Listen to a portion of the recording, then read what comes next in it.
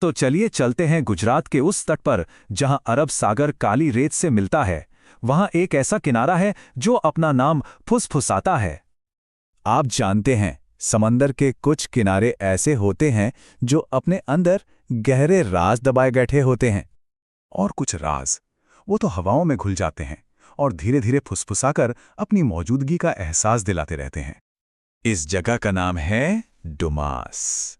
कहते हैं ये एक ऐसी जगह है जहां की हवा में सिर्फ समंदर का नमक नहीं घुला है, बल्कि उसके साथ घुली हैं उन आत्माओं की यादें जिन्हें शायद आज तक मुक्ति नहीं मिल पाई।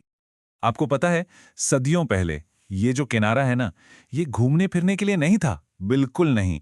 ये तो मातम के लिए था। असल में ये एक शमशान घाट हुआ करता था, एक ऐसी जगह जहां सदियों तक न जाने कितने ही शरीर खुले आसमान के नीचे राख में बदल गए और उनकी राख उन बेचैन लहरों में समा गई।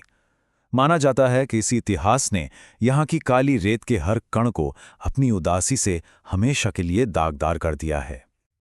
और वहाँ के बुजुर्ग कहते हैं कि जब कोई जगह इतनी मौतों की गवाह बनती है ना, तो वहाँ की रेत सब कुछ याद रखती है। और हवा तो कभी कुछ भूलती ही नहीं। बस मौत की यही यादें हैं जो इस तट की उन अजीबो-गरीब कहानियों को जन्म देती हैं। तो अब बात करते हैं उन अनुभवों की जो यहाँ आने वाले लोग महसूस करते हैं। अजीब बात यह है कि यहाँ जो भी आता है, उन सब की कहानी लगभग एक जैसी ही होती है। और वो ये है कि रात के अंधेरे में इस काली रेत पर टहलते हुए कोई सच में अकेला नहीं होता। सबसे पहले हवा फुसफुसाने लगती है। शुरू में इतनी धीमी कि लगे जैसे मन का वहम हो, पर फिर धीरे धीरे वो आवाज़ें बिल्कुल साफ होने लगती हैं। आवाज़ इतनी साफ कि मन में एक ही सवाल उठता है, इस घने कोहरे के पीछे से आखिर पुकार कौन रहा है? और फिर साफ सुनाई देता है किसी का नाम। ऐसा लगता है जैसे कोई पलटकर देखने को कह रहा हो। लेकिन जब कोई हिम्मत जुटाकर पीछे मुड़ता है ना, तो वहां सिर्फ समंदर होता है और दूर तक फैला हुआ सन्नाटा। पर ये कहानी सिर्फ फुसफुसाहटों तक ही सीमित नहीं है। एक और चीज है जो लोगों के रोंगटे खड़े कर देती है, और वो है इस काली रेत पर अचानक बनने वाले रहस्यमयी कदमों के निशान।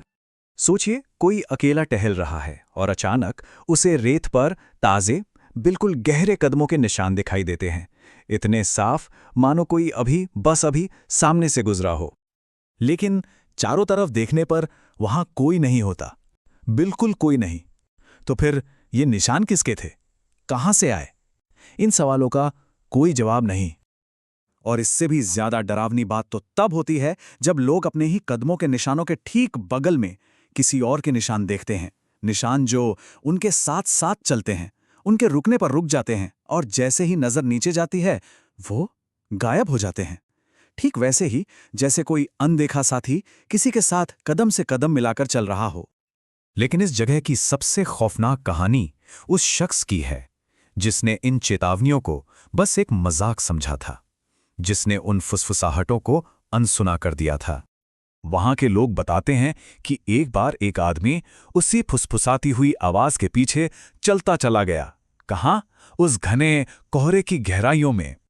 उसके साथ जो लोग थे उन्होंने उसकी चीख सुनी, बस एक बार, और उसके बाद वहां सिर्फ और सिर्फ खामोशी थी। जब उसे ढूंढा गया तो ना उसके कदमों के निशान मिले, ना ही उसका कोई सुराग, कुछ नहीं।